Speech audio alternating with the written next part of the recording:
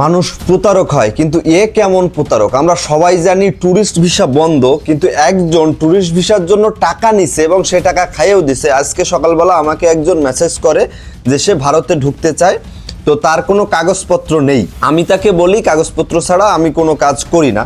তো শুরুতে আমি একটু আপনাদেরকে পড়ে শোনাই। সে আমাকে বলছে আমি কিভাবে যেতে পারি, এর বিষয়ে আপনি কোনো সাহায্য করতে পারেন। আমি লিখছি এখন মেডিকেল ভিসা ছাড়া কোনো উপায় নেই, আমি ফাইল জমা করিয়ে দেই, ভিসা দেওয়া হাই কমিশনারের বিষয়, আপনার মেডিকেল পেপার ঠিক থাকলে ভিসা পাবেন। সে লিখছে আমার শারীরিক কোনো সমস্যা নেই।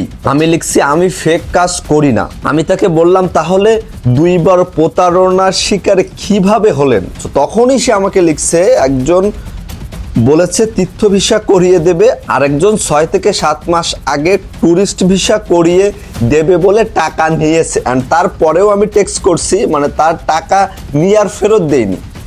তো এই সময়ে আপনারা যারা এইভাবে ব্যবসা করেন, যে মানুষের হক টাকা, কষ্টের টাকা তারা হয়তো মানে ভারতে যাওয়ার জন্য খরচ করতে চায়, আপনারা সেই টাকাটা কিভাবে খাইয়ে ফেলেন? দিন শেষে একটাবার কি ভাবেন যে এই টাকাগুলো নিয়ে আপনি কাদেরকে খাওয়াচ্ছেন, কাদেরকে খাওয়াবেন, বা আপনি যেটা খাচ্ছেন সেটা কি হালালভাবে খাচ্ছেন বা সঠিকভাবে খাচ্ছেন? মানুষ বিপদে পড়ে মানুষের কাছে আসে, সো কোনোভাবেই মানুষের সরলতার সুযোগ নিতে হয় না।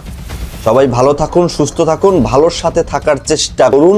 যেটা পারবেন সেটা বলবেন হ্যাঁ, বা সেটার ভিতরে ঝামেলা থাকলে আপনি শুরু থেকেই বলবেন যে ঝামেলা আছে, কাজটা আমার হাতে না। Thank you so much.